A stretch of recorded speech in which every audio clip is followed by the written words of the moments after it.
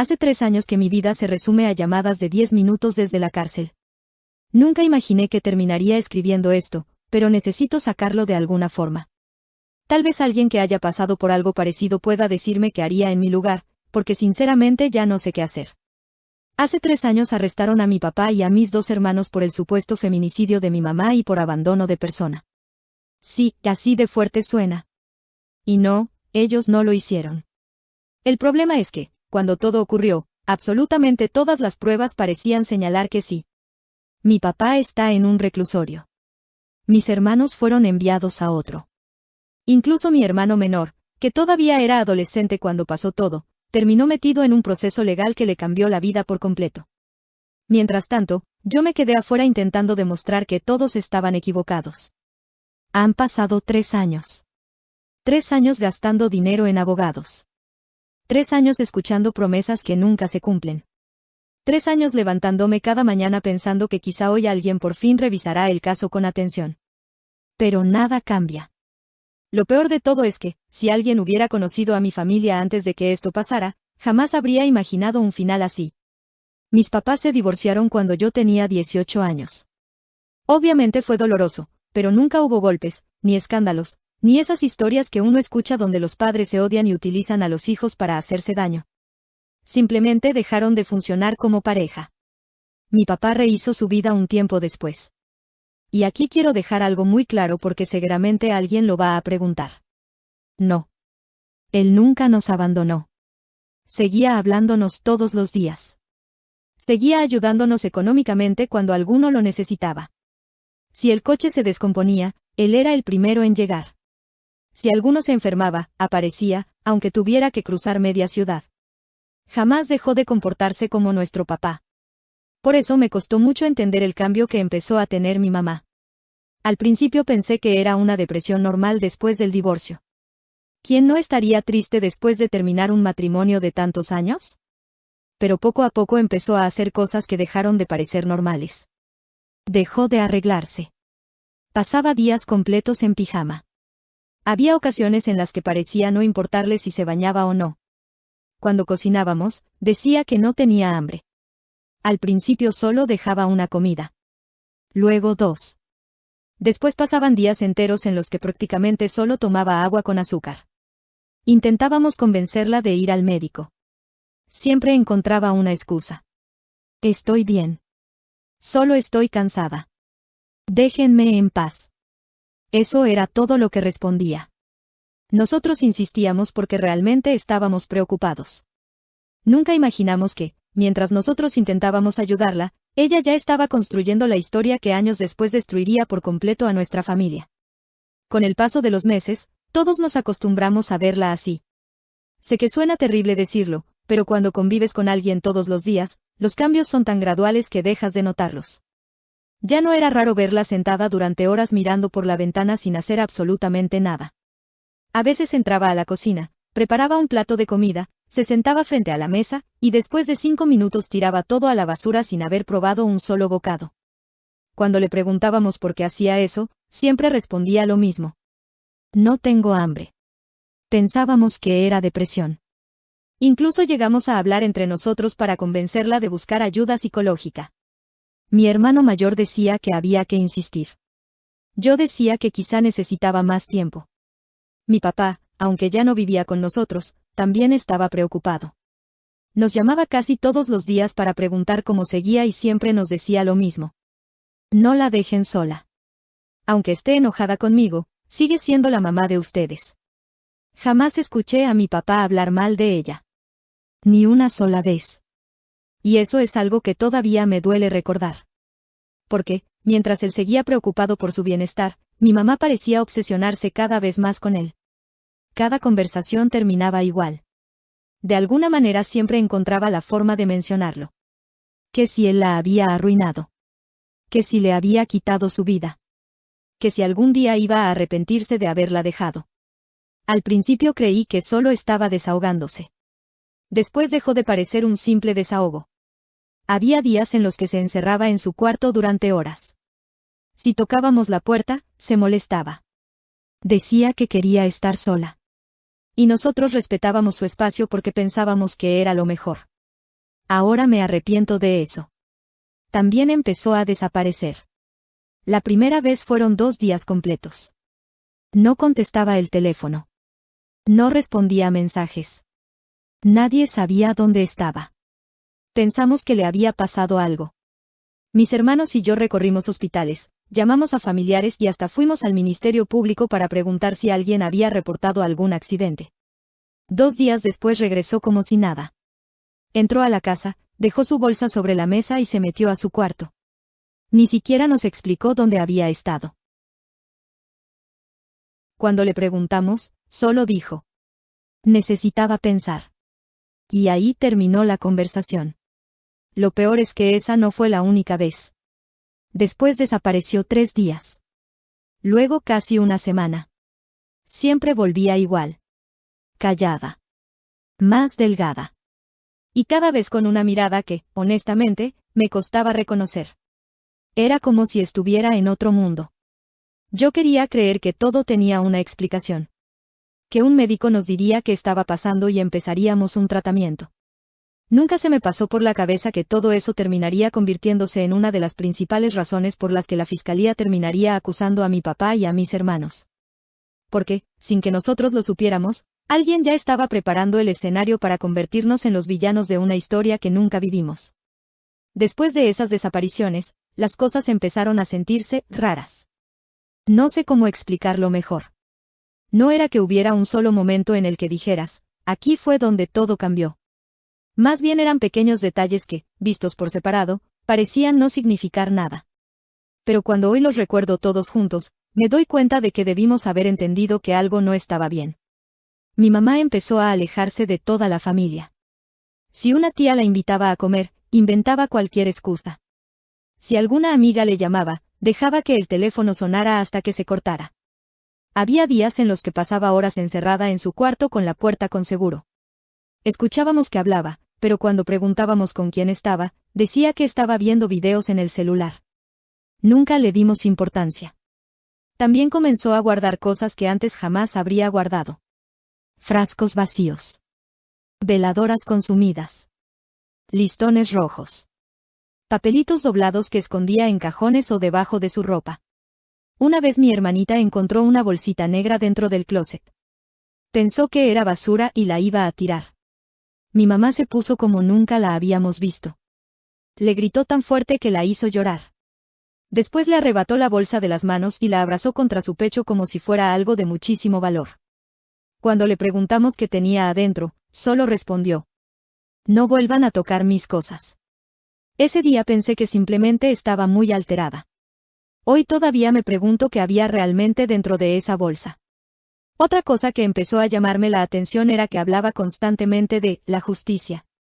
Pero no de la justicia de un juez o de un abogado. Decía frases muy extrañas, como: cada uno paga lo que hace. Nadie se burla de mis inconsecuencias. Ya llegará el momento en que todos entiendan.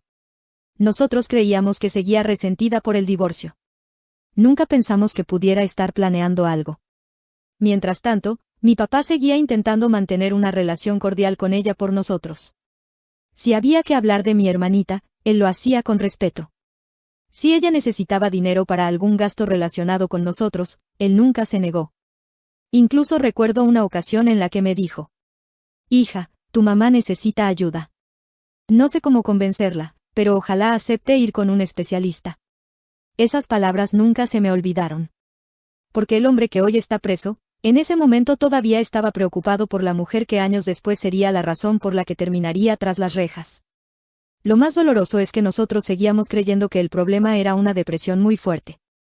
Jamás imaginamos que, mientras intentábamos encontrar la forma de ayudarla, ella ya estaba dejando pistas, construyendo un relato y preparando todo para que, cuando llegara el momento, nadie dudara de quiénes eran los supuestos culpables. Y el día que entendimos que esto iba mucho más allá de una depresión, ya era demasiado tarde. La primera vez que realmente sentí miedo fue unos 6 meses antes de que mi mamá muriera. Hasta ese momento yo seguía convencida de que todo era una depresión muy fuerte. Sí, había comportamientos extraños, pero nunca imaginé que pudiera terminar en algo tan grave. Ese día llegué a la casa después del trabajo y encontré a mi hermanita llorando en la sala. Le pregunté qué había pasado y solo me dijo: Mamá lleva encerrada desde la mañana y no quiere salir. Toqué la puerta varias veces. Ma, ¿estás bien? No respondió. Volví a tocar. Nada. Empecé a asustarme y le llamé a mi hermano. Entre los dos insistimos durante varios minutos hasta que finalmente abrió. Nunca voy a olvidar cómo se veía. Estaba muchísimo más delgada que unas semanas antes. Tenía unas ojeras enormes. El cabello completamente descuidado. Y la casa olía raro. No era un olor desagradable exactamente, pero sí muy fuerte, como si hubiera pasado horas quemando veladoras o incienso. Lo primero que hice fue preguntarle si había comido. Me respondió con un simple sí. Pero era mentira. La cocina estaba exactamente igual que cuando salí esa mañana. Ni un plato usado. Ni una taza. Ni siquiera había abierto el refrigerador. Mi hermano le insistió para que nos acompañara a comer. Ella se negó. Después intentamos convencerla de ir al médico. Se enojó muchísimo. Empezó a gritarnos que la queríamos controlar, que todos estábamos del lado de nuestro papá y que tarde o temprano nos íbamos a arrepentir. Nos quedamos completamente confundidos. ¿Por qué seguía metiendo a mi papá en todo? Él ya ni siquiera vivía con nosotros. No la buscaba para pelear. Solo hablaba con ella cuando era necesario por mi hermanita. Aún así, ella actuaba como si él siguiera haciendo algo para dañarla. Esa noche llamé a mi papá. Le conté todo. Se quedó unos segundos en silencio y después me dijo algo que todavía recuerdo palabra por palabra. Hija, no la dejen sola. Si creen que está empeorando, hay que buscar ayuda aunque se enoje. Eso hizo. Al día siguiente fue personalmente a hablar con ella. Yo estuve presente. Nunca olvidaré esa conversación. Mi papá entró con toda la calma del mundo. Le dijo que no quería discutir. Que solo estaba preocupado por ella. Que, si aceptaba, él mismo pagaría un tratamiento psicológico o psiquiátrico. Ni siquiera terminó de hablar. Mi mamá empezó a gritarle. Le dijo que era un hipócrita. Que quería verla encerrada. Que quería hacerla pasar por loca para quedarse con todo. Mi papá intentó explicarle que nadie estaba diciendo eso. Pero fue imposible. Ella tomó un vaso que estaba sobre la mesa y lo aventó contra la pared. Mi hermanita salió corriendo del susto. Mis hermanos tuvieron que intervenir para evitar que la discusión siguiera escalando. Esa fue la última vez que vi a mi papá intentar ayudarla en persona. Cuando salió de la casa me abrazó y me dijo: ya no sé qué hacer por ella, hija. Y yo tampoco lo sabía. Lo que ninguno de nosotros imaginaba era que, mientras nosotros seguíamos buscando la forma de salvarla, ella ya había tomado una decisión que terminaría destruyendo la vida de toda nuestra familia. Porque lo peor, todavía estaba por empezar. Después de esa discusión, mi papá dejó de ir a la casa. No porque quisiera desentenderse de nosotros, sino porque tenía miedo de empeorar las cosas. Me dijo que, si su sola presencia provocaba ese tipo de reacciones en mi mamá, lo mejor era mantener cierta distancia. Aún así, seguía pendiente de nosotros todos los días. Si necesitábamos algo, bastaba con llamarlo. Nunca dejó de responder. Mientras tanto, el estado de mi mamá siguió deteriorándose. Ya casi no salía. Dormía a horas muy extrañas. Había noches en las que la escuchaba caminar por toda la casa a las 3 o 4 de la mañana. Abría puertas, movía muebles, entraba a la cocina y luego todo volvía a quedar en silencio. Cuando le preguntábamos qué hacía despierta a esas horas, respondía con cualquier cosa. No podía dormir. O simplemente, no es asunto de ustedes. Mi hermanita empezó a tenerle miedo. Y eso fue lo que más me rompía el corazón. Antes eran inseparables. Mi mamá la peinaba para ir a la escuela, la ayudaba con la tarea y hasta dormían abrazadas cuando era pequeña. Pero en esos últimos meses ya no era así. Mi hermanita buscaba cualquier pretexto para quedarse en mi cuarto o con alguno de mis hermanos. Una noche incluso me dijo algo que todavía me persigue. ¿Tú también sientes que mamá ya no es la misma? No supe qué contestarle. Porque, en el fondo, yo sentía exactamente lo mismo. Intentábamos convencerla de ir con un médico, pero siempre terminábamos discutiendo. Si le preparábamos comida, decía que queríamos obligarla. Si insistíamos demasiado, dejaba de hablarnos durante días. Llegó un punto en el que apenas probaba un par de cucharadas al día. Su ropa empezó a quedarle enorme. Las mejillas se le hundieron. Las manos se le veían tan delgadas que parecía imposible que fueran las de la misma mujer que nos había criado. Más de una vez pensamos en llamar a una ambulancia. Pero nos deteníamos por la misma razón. Ella era mayor de edad. Mientras estuviera consciente y dijera que no quería atención médica, nadie podía obligarla fácilmente.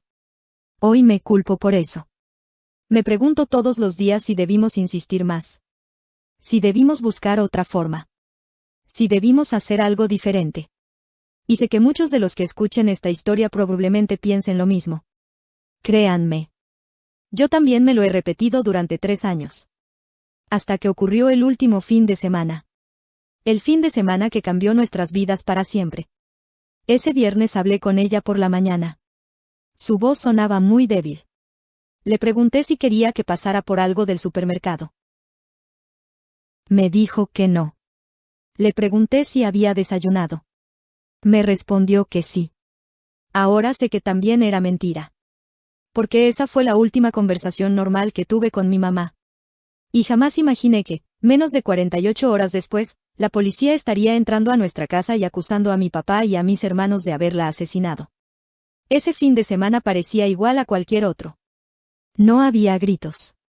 No había discusiones. De hecho, lo último que pensé fue que algo malo pudiera estar pasando. El sábado intenté llamarle un par de veces y no contestó. No me alarmé porque eso ya era bastante común. Desde hacía meses había días enteros en los que simplemente apagaba el celular o decidía ignorar a todo el mundo. Incluso le mandé un mensaje preguntándole si necesitaba algo. Nunca respondió. El domingo por la mañana mi hermanita empezó a tocar la puerta de su cuarto porque quería enseñarle un dibujo que había hecho para la escuela. No hubo respuesta. Pensó que seguía dormida. Esperó un rato y volvió a tocar. Nada. Fue entonces cuando me buscó. Creo que mamá no me escucha. Fui hasta la habitación y empecé a llamarla por su nombre. Silencio. Intenté abrir la puerta, pero estaba cerrada por dentro. Sentí un nudo en el estómago. Llamé a mis hermanos y entre los 3 empezamos a insistir. Golpeábamos la puerta cada vez más fuerte. Le gritábamos que respondiera. Pero del otro lado no se escuchaba absolutamente nada. No quiero entrar en detalles demasiado gráficos porque todavía me cuesta hablar de ese momento. Solo diré que tuvimos que pedir ayuda para abrir la puerta. Y cuando por fin lo logramos, nuestra vida cambió para siempre. Llamamos de inmediato a los servicios de emergencia. Mientras esperábamos, yo seguía repitiendo que seguramente todavía podían hacer algo. Que quizás solo se había desmayado. Que la iban a estabilizar. Necesitaba creer eso. Pero los paramédicos llegaron, la revisaron durante unos minutos y después intercambiaron una mirada que jamás voy a olvidar. En ese instante entendí que ya no había nada que hacer. Pensé que lo peor ya había pasado. Me equivoqué. Lo peor comenzó cuando llegaron los policías. Empezaron a hacer preguntas. Querían saber desde cuándo no comía. ¿Quién vivía con ella? ¿Quién se hacía cargo de sus gastos? ¿Quién la visitaba? ¿Quién tenía problemas con ella? Respondimos todo con la verdad. Jamás imaginamos que cada respuesta terminaría jugando en nuestra contra.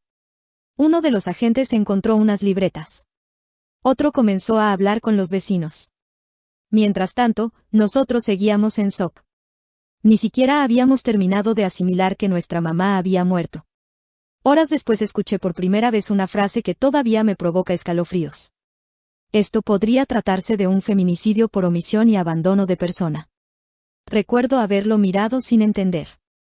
Pensé que había escuchado mal. ¿Cómo podían decir algo así? Mi papá ni siquiera vivía con nosotros desde hacía años. Nosotros habíamos intentado convencerla de ir al médico una y otra vez. Habíamos buscado ayuda. Habíamos insistido para que comiera. Pero en ese momento nadie parecía interesado en escuchar nuestra versión. Sin saberlo, la investigación ya había tomado un camino del que, hasta el día de hoy, no hemos podido salir. Las siguientes 48 horas fueron un completo caos. La casa dejó de sentirse como nuestro hogar y se convirtió en una escena de investigación. Entraban y salían policías, peritos y personas que ni siquiera sabía quiénes eran. Tomaban fotografías de todo. Abrían cajones. Revisaban documentos. Nos hacían las mismas preguntas una y otra vez, como si esperaran que en algún momento nos contradijéramos. Al principio pensé que era parte del procedimiento. Que estaban investigando todas las posibilidades. Pero poco a poco empecé a darme cuenta de que las preguntas siempre iban en la misma dirección. ¿Desde cuándo dejó de comer? ¿Quién era el responsable de cuidarla? ¿Su exesposo la apoyaba económicamente? ¿Alguna vez les dijo que tenía miedo de alguien? Era como si ya tuvieran una teoría y solo estuvieran buscando acomodar todo para que encajara. Entonces empezaron a aparecer los testigos. Vecinos que aseguraban haberla escuchado llorar. Personas que decían que ella les había contado que se sentía abandonada. Incluso hubo quien afirmó que mi papá la había amenazado después del divorcio. Yo me quedé en shock. Porque esas personas jamás estuvieron presentes en nuestra vida. Eran vecinos con los que apenas cruzábamos un saludo. Sin embargo, de un momento a otro, todos parecían conocer perfectamente lo que ocurría dentro de nuestra casa. Lo que más me dolió fue escuchar que algunos repetían exactamente lo que mi mamá llevaba meses diciendo. Que nosotros la dejábamos sin comer. Que nadie la ayudaba. Que vivía con miedo. No podía creerlo. Nosotros habíamos insistido hasta el cansancio para que aceptara ayuda. Habíamos tratado de llevarla al médico. Le preparábamos comida todos los días. Pero ella siempre se negaba. Y eso, nadie parecía querer escucharlo. 2 días después citaron a declarar a mi papá. Él fue tranquilo. Recuerdo que incluso me dijo: no te preocupes, hija. Cuando explique todo esto, van a entender que se trata de un malentendido. Yo también lo creía. Pensaba que bastaba con decir la verdad. Qué ingenua era. Porque esa misma tarde recibí una llamada que me dejó sin poder respirar. Mi papá había quedado detenido. Decían que existían elementos suficientes para investigarlo por la muerte de mi mamá. Sentí que el mundo se me vino encima. Pero lo peor todavía no llegaba. Unas horas después también fueron por mis hermanos. Ese fue el momento en el que entendí que aquello ya no era una simple investigación. Alguien había logrado construir una historia tan convincente, que las autoridades estaban dispuestas a encarcelar a toda una familia antes de preguntarse si las cosas realmente habían ocurrido como decían los expedientes. Y yo, de un día para otro, me convertí en la única persona que quedó afuera intentando demostrar que todo era un terrible error. Todavía recuerdo el día que fui a ver a mi papá por primera vez al reclusorio. Nunca había estado en un lugar así. No sabía cómo funcionaban las visitas, qué documentos tenía que llevar ni cuánto tiempo iba a poder verlo. Lo único que sabía era que necesitaba decirle que no estaba solo. Después de pasar por varios filtros y esperar durante horas, por fin lo vi. Se veía completamente diferente. En cuestión de días había envejecido muchísimo. Tenía la mirada cansada y una expresión que nunca le había conocido. Aún así, cuando me vio, lo primero que hizo fue sonreír. Una sonrisa muy pequeña, pero suficiente para que yo me derrumbara. Me senté frente a él y no pude contener el llanto. Él fue quien terminó consolándome a mí. No llores, hija, esto se va a aclarar. Esas fueron sus primeras palabras. Ni siquiera preguntó por su situación. Lo primero que quiso saber fue cómo estaban mis hermanos y mi hermanita. Eso era mi papá. Siempre pensando primero en nosotros. Después fui a visitar a mis hermanos. Ellos tampoco entendían qué estaba pasando. Mi hermano mayor no dejaba de repetir que todo debía tratarse de un error. Que en cuanto revisaran los expedientes médicos y vieran que llevábamos meses intentando ayudar a mi mamá, todo se iba a resolver. Mi otro hermano estaba completamente destruido. No dejaba de preguntarse si había podido hacer algo más. Si hubiera insistido una vez más. Si hubiera llamado a una ambulancia. Si hubiera actuado diferente. Tal vez nada de esto habría pasado. Y esa culpa empezó a consumirnos a todos. Yo también me hacía las mismas preguntas cada noche. Hasta el día de hoy sigo haciéndomelo. Pero mientras nosotros intentábamos entender lo ocurrido, la investigación seguía avanzando. Y fue entonces cuando empecé a conocer cosas que jamás imaginé. los abogados tuvieron acceso a parte del expediente. Ahí descubrimos que mi mamá había hablado con varias personas durante los meses anteriores a su muerte. A algunas les decía que tenía miedo. A otras les aseguraba que nosotros la dejábamos morir lentamente. Incluso había mensajes donde insinuaba que, si algún día le pasaba algo, los responsables serían mi papá y sus hijos. Cuando leí eso, sentí un escalofrío. No porque creyera que fuera verdad, sino porque entendí que todo eso había sido dicho mucho antes de que ella falleciera. Era como si hubiera querido dejar sembrada esa idea en la mente de todos. Mientras más leíamos el expediente, más dudas aparecían. Y hubo un detalle que terminó de romper todo lo que yo creía saber sobre mi propia madre.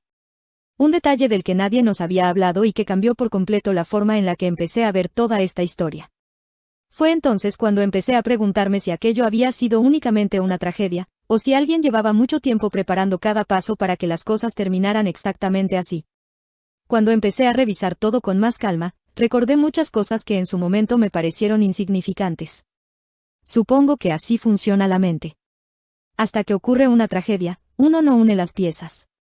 De repente empecé a recordar conversaciones, objetos y situaciones que había olvidado por completo. Por ejemplo, aquellas desapariciones de varios días. Siempre regresaba diferente. Más delgada. Más seria. Y, curiosamente, después de cada una de esas salidas traía cosas que nunca antes había tenido. Veladoras. Frascos pequeños. Listones rojos. Bolsitas negras que escondía con muchísimo cuidado. En ese momento pensé que simplemente estaba buscando algún tipo de consuelo espiritual.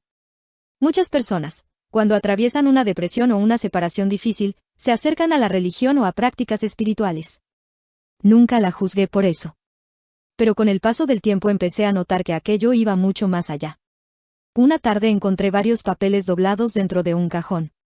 No los abrí porque eran sus cosas, pero recuerdo perfectamente que tenían nombres escritos por fuera. Entre ellos estaban el de mi papá y los de mis hermanos. Cuando le pregunté qué eran, me arrebató los papeles de las manos. Nunca la había visto reaccionar así. Me gritó que aprendiera a respetar su privacidad. Después cerró la puerta de su cuarto y no volvió a salir en todo el día. En ese momento pensé que simplemente estaba alterada. Hoy me pregunto qué había realmente en esos papeles. También empecé a recordar ciertas frases que antes me parecían sin sentido. A veces decía cosas como: hay personas que solo entienden cuando lo pierden todo. O también: ya llegará el momento en que cada quien pague. Nosotros pensábamos que hablaba desde el coraje del divorcio. Jamás imaginamos que pudiera estar planeando algo. Quiero dejar algo muy claro. No estoy diciendo que crea ciegamente en la brujería. Sé que muchas personas no creen en eso y respeto completamente esa postura. Yo tampoco le daba importancia.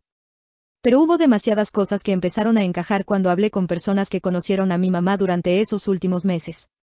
Algunas me contaron que ella visitaba con frecuencia a alguien que hacía trabajos espirituales. Otras aseguraban que hablaba constantemente de sacrificios, de justicia y de que algún día todos pagarían por haberle hecho daño. No puedo asegurar que era verdad y que era mentira. Lo único que sé es que esa ya no era la mujer que me crió. Era una persona completamente distinta. Y mientras yo intentaba entender todo eso, apareció una pieza del rompecabezas que terminó de cambiar mi forma de ver el caso.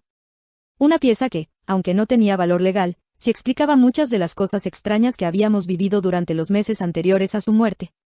Y desde ese momento, dejé de pensar que todo había sido una simple coincidencia. Después de hablar con varias personas que conocieron a mi mamá en esa etapa de su vida, empecé a buscar respuestas por mi cuenta. No porque quisiera demostrar algo relacionado con la brujería, sino porque sentía que había demasiadas cosas que no cuadraban. Necesitaba entender qué había pasado con ella. Había personas que me decían que simplemente estaba enferma. Otras aseguraban que estaba completamente consumida por el rencor. Y algunas más me contaban historias que, sinceramente, al principio me costó mucho creer. Una vecina, que conocía a mi mamá desde hacía años, me pidió que fuera a hablar con ella. Cuando llegué, me dijo algo que me dejó pensando durante días. Tu mamá llevaba mucho tiempo diciendo que, si ella no podía ser feliz, tampoco iba a dejar que su exesposo lo fuera. Me quedé en silencio. No porque fuera una frase nueva. Ya le había escuchado comentarios parecidos cuando mis papás se divorciaron. Lo que me impactó fue enterarme de que seguía repitiéndolo incluso años después. La señora también me contó que, durante los últimos meses, mi mamá solía salir muy temprano o regresar muy noche. Cuando le preguntaban a dónde iba, nunca respondía con claridad. Solo decía que estaba arreglando un asunto que cambiaría muchas cosas. No le di importancia en ese momento. Pero conforme fui escuchando más testimonios, empecé a notar que todos coincidían en algo. Mi mamá llevaba mucho tiempo convenciendo a otras personas de que nosotros la habíamos abandonado. Les decía que nadie la cuidaba. Que la dejábamos sin comer. Que mi papá la había destruido emocionalmente. Y que algún día todos tendríamos que responder por eso. Lo más duro fue descubrir que mucha gente le creyó.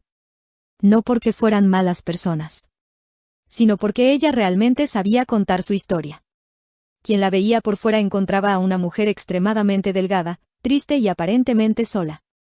Era lógico que sintieran compasión por ella. Lo que nadie veía era todo lo que ocurría cuando nosotros intentábamos ayudarla. Las veces que rechazó la comida. Las ocasiones en que nos cerró la puerta en la cara. Las discusiones cada vez que mencionábamos llevarla con un especialista. Eso nunca se lo contó a nadie. Y ahí entendí algo que me sigue doliendo hasta hoy.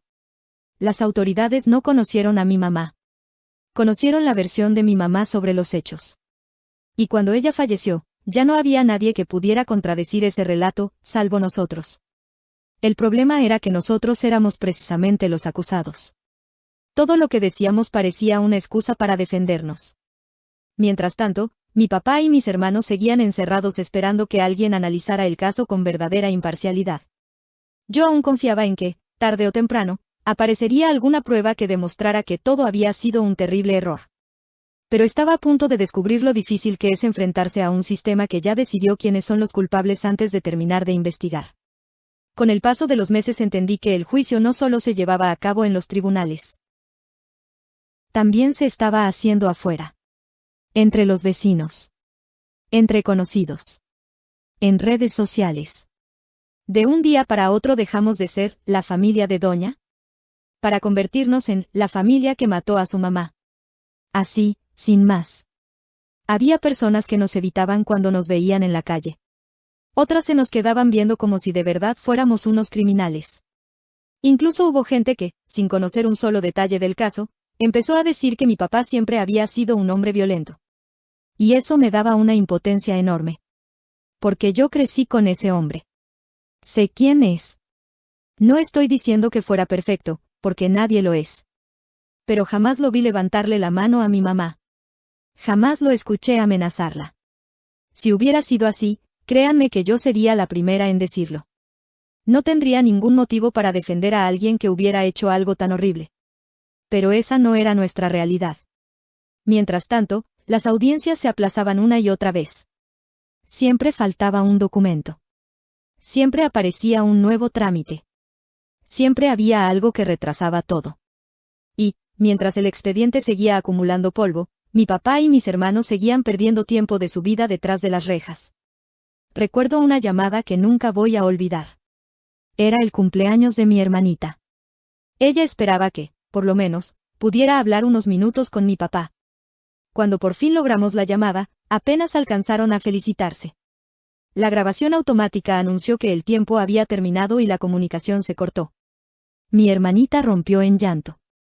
Solo repetía. ¿Yo solo quería hablar otro ratito con mi papá? No supe qué decirle. ¿Cómo le explicas a una niña que una llamada depende del tiempo que autoriza un reclusorio? ¿Cómo le explicas que su papá sigue encerrado mientras el caso apenas avanza? Ese día sentí que no solo nos habían quitado a mi papá. Nos habían quitado los cumpleaños. Las navidades. Las reuniones familiares. Los abrazos. Todo. Y aún así, él nunca perdió la esperanza. Cada vez que hablábamos me decía exactamente lo mismo. No te rindas, hija. La verdad siempre sale. Yo quería creerle. De verdad quería creerle. Pero conforme pasaban los meses, empecé a darme cuenta de que la verdad, por sí sola, no siempre basta. Porque cuando un expediente ya está construido sobre una versión de los hechos, cambiar esa historia puede convertirse en una batalla casi imposible. Y fue precisamente un abogado, después de revisar todo el caso, quien me hizo una pregunta que jamás había pasado por mi cabeza. Una pregunta que me dejó completamente en silencio, y que cambió la forma en que entendía todo lo que había ocurrido con mi mamá. Después de casi un año cambiando de abogados, por fin encontramos a uno que, en lugar de prometer milagros, nos pidió algo muy simple. Quiero leer el expediente completo. No me cuenten su versión todavía. La verdad, esa frase me dio confianza. Ya estábamos cansados de abogados que, antes de abrir una sola hoja del caso, ya nos estaban diciendo cuánto dinero necesitaban para resolverlo. Él hizo lo contrario. Se llevó varias cajas con copias del expediente y pasó semanas revisándolo. Durante ese tiempo casi no supimos de él. Hasta que un día me llamó y me pidió que fuera a su oficina. Recuerdo que llegué pensando que, por fin, había encontrado alguna prueba que demostraría la inocencia de mi papá y de mis hermanos. Pero no fue así. Lo primero que hizo fue poner una carpeta sobre el escritorio. La abrió y me dijo: hay algo que no me termina de convencer. Sentí que el corazón se me aceleró. Le pregunté qué había encontrado. Me respondió que, más que encontrar algo nuevo, había empezado a notar demasiadas inconsistencias. Por ejemplo, en varias declaraciones se afirmaba que mi mamá había estado completamente abandonada durante meses. Sin embargo, en el mismo expediente aparecían registros de llamadas entre nosotros y ella. También había comprobantes de compras de despensa y medicamentos que habíamos hecho para la casa.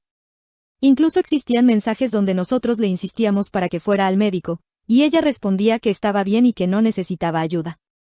Entonces le pregunté algo que llevaba meses repitiéndome. ¿Eso no demuestra que nosotros sí intentábamos ayudarla?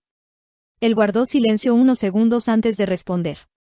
Demuestra que hay una historia mucho más compleja de la que presenta la acusación, pero una cosa es sembrar dudas y otra muy distinta lograr que un juez cambie de opinión. No era la respuesta que quería escuchar. Después tomó otra hoja del expediente. Era una recopilación de declaraciones de vecinos y conocidos. La fue leyendo una por una. Todos repetían prácticamente la misma idea. Que mi mamá se sentía sola. Que decía tener miedo. Que aseguraba que, si algún día le pasaba algo, el responsable sería mi papá. Cuando terminó de leerlas, cerró la carpeta y me hizo una pregunta que me dejó completamente desconcertada. Dime una cosa, ¿tu mamá alguna vez les dijo directamente que pensaba quitarse la vida? Me quedé en silencio. Porque la respuesta era no. Jamás. Nunca habló de suicidio. Nunca dejó una carta. Nunca dijo algo que nos hiciera pensar que estaba planeando su propia muerte. Pero entonces el abogado añadió algo que todavía resuena en mi cabeza. Porque si nunca lo dijo, entonces alguien dedicó mucho tiempo a construir una imagen muy específica de ella frente a los demás. Salí de esa oficina con más preguntas que respuestas. Por primera vez, alguien que no conocía a mi familia había llegado, por sí solo, a la misma conclusión que llevaba meses rondando mi cabeza. Tal vez la muerte de mi mamá no era el inicio de esta historia. Tal vez, era el último paso de algo que llevaba mucho tiempo preparándose. Y fue precisamente esa idea la que me llevó a investigar qué había hecho mi mamá durante los últimos meses de su vida, una búsqueda que terminó revelando detalles que nunca imaginé descubrir. Después de hablar con el abogado, hice algo que durante mucho tiempo había evitado. Empecé a buscar a las personas que convivieron con mi mamá durante sus últimos meses de vida. No fue fácil. Algunos no quisieron hablar conmigo. Otros me dijeron que preferían no meterse en un caso tan delicado. Y también hubo quienes aceptaron contarme lo que sabían, pero me pidieron que jamás dijera sus nombres. La mayoría coincidía en algo. Mi mamá había cambiado muchísimo. No solo físicamente. También en su forma de pensar. Varias personas me dijeron que ya casi no hablaba de otra cosa que no fuera mi papá. Aunque hubieran pasado años desde el divorcio, para ella el tema seguía completamente vivo. Según ellos, cualquier conversación terminaba igual. Decía que él le había arruinado la vida. Que nunca iba a perdonarlo. Y que algún día, todo se iba a acomodar. En ese momento seguía creyendo que solo era una forma de hablar desde el resentimiento. Pero luego empezaron a aparecer detalles que me hicieron dudar. Una señora me contó que, en varias ocasiones, vio a mi mamá salir de una casa donde, según los vecinos, acudía gente en busca de limpias, rituales y consultas espirituales. quiero ser muy cuidadosa con esto. No estoy diciendo que esa persona hiciera algo ilegal ni que tenga relación con lo que pasó. Simplemente fue un dato que varias personas mencionaron por separado. Y cuando escuchas la misma historia una y otra vez, es imposible no preguntarte si existe alguna relación. Otra persona me dijo que, durante los últimos meses, mi mamá repetía una frase que nunca pude sacarme de la cabeza. Hay sacrificios que valen la pena si al final se hace justicia. No sé qué quiso decir con eso. Tal vez hablaba desde el dolor. Tal vez desde la desesperación. O tal vez significaba algo completamente distinto. La realidad es que nunca podré preguntárselo. Mientras más investigaba, más entendía que había una versión de mi mamá que nosotros, como hijos, nunca conocimos. Y eso fue lo que más me dolió. Porque una parte de mí quería seguir recordándola como la mujer que me cuidó cuando era niña. La que me llevaba a la escuela. La que me abrazaba cuando tenía miedo. Pero otra parte no podía ignorar todo lo que había descubierto después de su muerte. Vivir con esas dos imágenes de la misma persona ha sido una de las cosas más difíciles que me ha tocado enfrentar. No odio a mi mamá. Tampoco puedo decir que la comprenda. Solo sé que, si realmente estaba atravesando un problema de salud mental tan profundo, nadie logró ayudarla a tiempo. Y si, por el contrario, todo lo que hizo fue consciente, entonces las consecuencias siguen destruyendo la vida de personas que, hasta el día de hoy, continúan esperando justicia. Esa es la pregunta que me hago todos los días. ¿Qué fue lo que realmente pasó por la mente de mi mamá durante aquellos últimos meses? Porque la respuesta a esa pregunta podría cambiar por completo la forma en la que cualquiera entendería esta historia. Han pasado 3 años desde que todo ocurrió. 3 años, y, aún así, siento que mi vida se quedó detenida el día en que vi cómo se llevaban a mi papá esposado. Mientras el mundo siguió avanzando, nosotros nos quedamos atrapados en el mismo punto. Nuestra rutina cambió por completo. Ya no planeamos vacaciones. Ya no celebramos los cumpleaños como antes. La Navidad dejó de sentirse como Navidad. Ahora las fechas importantes solo nos recuerdan quienes faltan en la mesa. Mi vida se convirtió en un ir y venir entre juzgados, oficinas de abogados y reclusorios. He aprendido palabras legales que jamás pensé que tendría que conocer. He pasado horas esperando audiencias que terminan posponiéndose por cualquier motivo.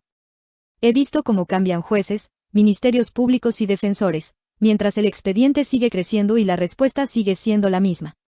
Hay que esperar. ¿Y mientras nosotros esperamos? Mi papá envejece en prisión. Mis hermanos también. Lo más frustrante es que cada nuevo abogado al que acudimos parece empezar desde cero. Tenemos que volver a contar toda la historia. Volver a entregar documentos. Volver a explicar por qué creemos que hubo muchas cosas que nunca se investigaron a fondo. Y casi siempre escuchamos la misma frase. El caso está muy complicado. Como si nosotros no lo supiéramos. También hemos gastado una cantidad de dinero que nunca imaginé. Vendimos cosas de la casa para pagar abogados. Pedimos préstamos. Familiares nos ayudaron cuando pudieron. Y aún así, muchas veces sentí que solo estábamos pagando por mantener viva una esperanza. No porque los abogados fueran malos, sino porque enfrentarse a un expediente que ya tiene una versión construida desde el principio es muchísimo más difícil de lo que la gente cree. Lo más triste es que, con el tiempo, muchas personas dejaron de preguntarnos cómo iba el caso. Supongo que para ellas la vida siguió. Pero para nosotros no. Hay días en los que siento que vivimos atrapados en un bucle. Nos levantamos con esperanza. Recibimos una nueva negativa. Volvemos a empezar. Y así una y otra vez. A veces me preguntan por qué sigo luchando. ¿Por qué no intento seguir con mi vida? La respuesta es muy simple. Porque ellos harían exactamente lo mismo por mí. Si yo estuviera tras esas rejas siendo inocente, sé que mi papá movería cielo, mar y tierra para sacarme de ahí. Mis hermanos también. ¿Cómo podría abandonarlos? No puedo. No mientras exista una sola posibilidad de demostrar que esta historia fue mucho más compleja de lo que aparece en un expediente. No sé cuánto tiempo más nos tomará. No sé si algún día un juez volverá a analizar todo desde el principio. Lo único que sé es que rendirme significaría aceptar una versión de los hechos que, desde lo más profundo de mi corazón, nunca he podido creer. Y esa es una carga con la que simplemente no podría vivir. Hay algo que casi nadie entiende cuando escucha una historia como la mía. La mayoría cree que todo es blanco o negro. Que, si defiendo a mi papá, entonces odio a mi mamá. O que, si hablo con cariño de mi mamá, entonces estoy aceptando que mi papá y mis hermanos son culpables. Pero las cosas no funcionan así. La realidad es mucho más complicada. Porque, aunque todo lo que pasó me duele profundamente, mi mamá sigue siendo la mujer que me dio la vida. Y eso es algo que nunca voy a poder borrar. Todavía recuerdo cuando me llevaba de la mano al kinder. Cuando se desvelaba si alguno de nosotros tenía fiebre. Cuando hacía hasta lo imposible para que no nos faltara nada. Esos recuerdos existen. Son reales. Y nadie me los puede quitar. Por eso me cuesta tanto aceptar en la persona en la que se convirtió durante sus últimos años. A veces me pregunto si todo habría sido diferente si hubiera aceptado ayuda. Si un psicólogo o un psiquiatra hubiera logrado llegar a ella. Si alguien hubiera podido convencerla de que no estaba sola. Nunca voy a tener esas respuestas. Y creo que esa es la parte que más duele. Porque cuando alguien fallece, ya no puedes preguntarle por qué hizo lo que hizo. Solo te quedan dudas. Muchas dudas. Yo no puedo asegurar qué pasaba por su cabeza. No puedo afirmar que todo hubiera sido un plan perfectamente calculado. Tampoco puedo ignorar todas las cosas que descubrí después de su muerte y que, hasta el día de hoy, me hacen cuestionarme muchas cosas. Lo único que sé con certeza es que una persona perdió la vida. Y otras 3 perdieron su libertad. Y ninguna de esas tragedias debería haberse vivido así. Si mi mamá estaba enferma, necesitaba ayuda. Si las autoridades encontraron indicios para investigar a mi papá y a mis hermanos, también era su obligación investigar absolutamente todas las líneas posibles, no solo la más sencilla. Porque una investigación no debería buscar confirmar una teoría. Debería buscar la verdad. Y esa es la sensación que me ha acompañado durante estos 3 años. Que la verdad quedó atrapada en medio del dolor, el resentimiento y un expediente que terminó marcando el destino de toda una familia. A veces cierro los ojos e intento recordar la última vez que estuvimos todos juntos sin saber que la vida estaba a punto de cambiar para siempre. Éramos una familia con problemas, como cualquier otra. Con discusiones. Con diferencias. Con errores. Pero seguíamos siendo una familia. Si alguien me hubiera dicho ese día que, poco tiempo después, mi mamá ya no estaría con nosotros y mi papá y mis hermanos terminarían en prisión, habría pensado que estaba completamente loco. Y, sin embargo, esa terminó siendo nuestra realidad. Lo único que espero es que algún día podamos conocer toda la verdad. No una verdad construida por el enojo. No una verdad basada en suposiciones. La verdad completa. Aunque duela. Porque creo que solo así podremos empezar a reconstruir todo lo que se rompió hace ya 3 años. Hoy, 3 años después, mi rutina sigue siendo casi la misma. Trabajo todo lo que puedo porque cada peso cuenta.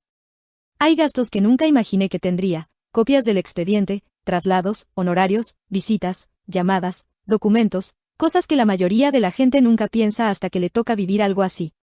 A veces siento que mi vida se divide entre trabajar y luchar por ellos.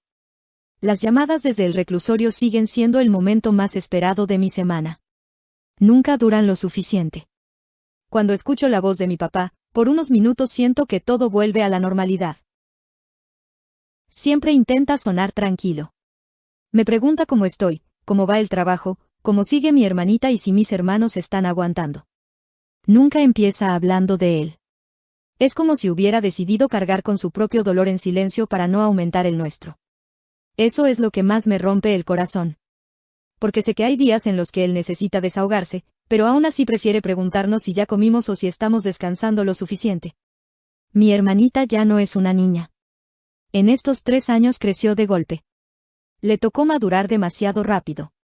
Hay momentos en los que la veo mirando fotos viejas en su celular, donde estamos todos juntos, y después guarda el teléfono sin decir una sola palabra.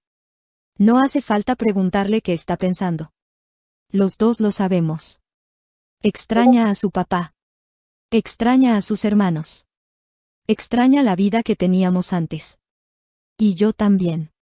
No pasa un solo día sin que me pregunte qué habría sido de nosotros si las cosas hubieran tomado otro rumbo. Si mi mamá hubiera aceptado ayuda. Si las autoridades hubieran investigado más a fondo. Si alguien hubiera escuchado nuestra versión desde el principio.